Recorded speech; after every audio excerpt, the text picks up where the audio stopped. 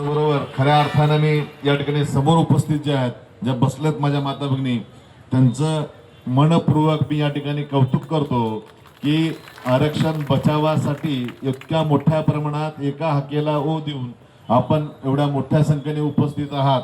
आणि असं म्हणलं जातं की पुरुष मंडळ ज्यांच्या पाठीमागं एका स्त्रीचा हात असतो ते निश्चितपणानं यशस्वी होत असतात. आजपर्यंत सगळे लढे आपले यशस्वी झाले आहेत. या कालखंडात पुढच्या कालखंडात सुद्धा निश्चितपणानं आपणाला हे या आरक्षण बचाव संदर्भात आपणाला काम करत असताना आपण बघितलं तर खऱ्या अर्थानं डॉक्टर बाबासाहेब आंबेडकर यांच्या माध्यमातून, संविधानाच्या माध्यमातून आम्हाला जे आरक्षण प्राप्त आहे, स्वातंत्र्यानंतरच्या कालखंडात आजपर्यंत बघितलं या 59 जातीपैकी कुठल्याही जातीनं आपसापसात भांडणं केलेली नाहीत.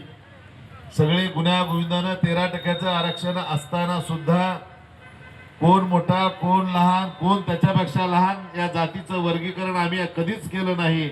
आणि तसं जर करत असते तर माझ्यासारखा एका ढोराचा 0.1% मतदान नसलेला या तालुक्याचा 3दार आमदार होऊ शकतो. हे कशाचं घोतक असेल तर आम्ही अखंडितपणानं बाबासाहेबांच्या विचारावर 59 जातीच्या गुण्या गोविंदानं नांदतात, हे त्याचं उदाहरण आहे. आज कुठंतरी आमच्यात आपसात मतभेद, बुद्धिभेद करण्याचं काम या सरकारच्या वतीनं केलं जातंय. उपवर्गीकरणाची काय गरज नसताना सुद्धा हे उपवर्गीकरण मांडण्याचं काम त्यांच्या माध्यमातून सरकारच्या माध्यमातून करण्याचं काम केलं जात आहे. खऱ्या अर्थानं जर आपण एक बघितलं तर हे जर करायचंच असेल, घटनेत बदल करायचा विचार जर असेल सरकारचा, तर त्यांनी एक समिती नेमलेली आहे. त्या समितीच्या संदर्भात आता बोलत असताना या ठिकाणी सन्माननीय ॲडव्होकेट चव्हाण साहेबांनी सांगितलं की न्यायमूर्ती आनंदजी बद्दर यांची एक व्यक्तीची समिती नेमलेली आहे. ती योग्य का? ते बिलकुलच योग्य नाही. हे 13% आरक्षण संविधानात मार्फत मिळालेलं, बाबासाहेबांनी दिलेलं आम्हाला आरक्षण, त्यात बदल करण्याचा अधिकार एका व्यक्तीला.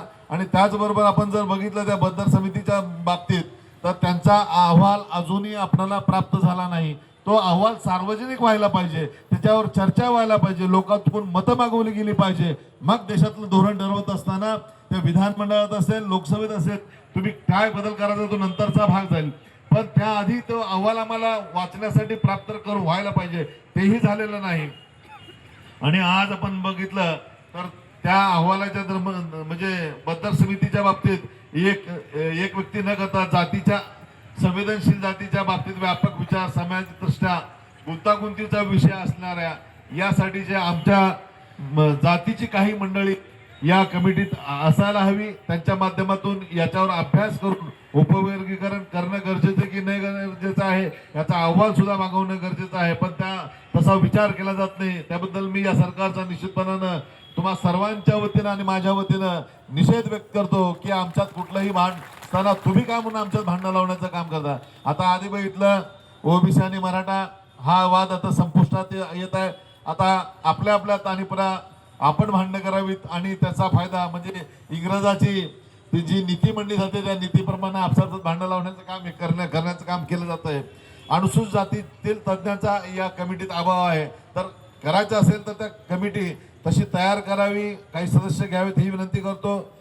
त्याचबरोबर नैसर्गिक न्यायाच्या तत्वाच्या माध्यमातून आपण जर विचार केला, कायद्याने एक मूलभूत तत्व आहे ज्यांच्यावर परिणाम होणार आहे, म्हणजे आम्ही सगळे 13% लोकांचे एकूण घेतलं पाहिजे. एससी समाजातील तज्ज्ञ नसल्यामुळे जे होतंय त्या बाबतीत मी आता सांगितलं तसा डाटा संकलन करण्यासाठी सुद्धा आमच्या समाजातील प्रतिनिधी निश्चितपणानं गरजेचे आहेत. ते डाटा संकलन सुद्धा व्यवस्थितपणानं केलं जात नाही. या एकंदरीत होणाऱ्या वर्गीकरणामुळं आम्हाला खूप मोठा सेटबॅक या ठिकाणी बसणार आहे. त्याबद्दल मी म्हणेन हे उपवर्गीकरण करत असताना उपवर्गीकरण रद्द करा, संविधानाचा सन्मान करा, सामाजिक न्यायावर घाला नको, उपवर्गीकरणाला थारा नको. उपवर्गीकरणाचा निषेध असो.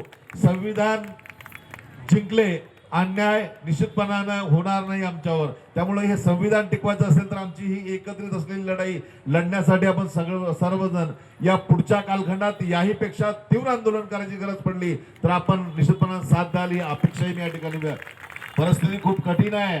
मी तुमचं कौतुक करतो आता या परिस्थितीत सुद्धा आता जर कोणी सांगितलं असतं आपण सगळ्याला भोजनाची व्यवस्था केली, आपण चला भोजनाला एका ठिकाणी जाऊ, तुम्ही कोणी आलं नसते, पण लढण्यासाठी तुम्ही एकत्रित आलात, त्यामुळं तुम्ही कौतुकासच पात्र आहात। एकजूट आमची ताकद आहे, हक्कासाठी आपण लढत राहू, एकच आवाज एकच निर्धार उपवर्गीकरणाचा निश्चित धिक्कार असेल।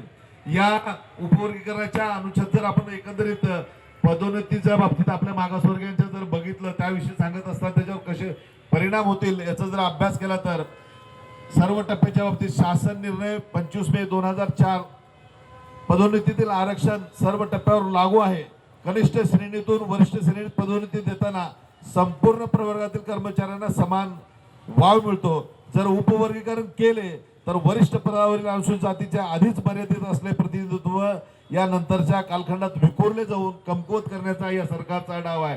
त्यामुळे आमच्या बांधवाला नोकरीचे असलेलं आरक्षण आहे, त्याची पदोन्नती आहे, त्याच्यावर घाला घालण्याचं सुद्धा या सरकारचं पुढच्या कालखंडातलं धोरण आहे। बिंदू नामावली ज्याला आपण रोस्टर म्हणतो, जे नोकरीत आहेत त्यांना माहित आहे 100% मानानं आपलं जर बघितलं तर आपल्या आरक्षणाच्या जागा त्या पहिल्यांदा भरल्या जातात आणि नंतर मग दुसऱ्या जागा भरल्या जातात।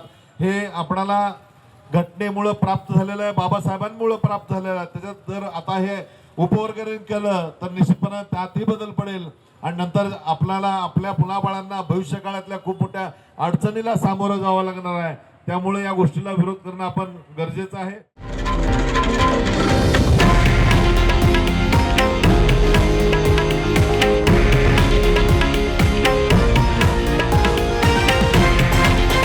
हे आहे देशातील नंबर 1 न्यूज नेटवर्क आणि आपण पाहत आहात TV9 मराठी, एकमेव।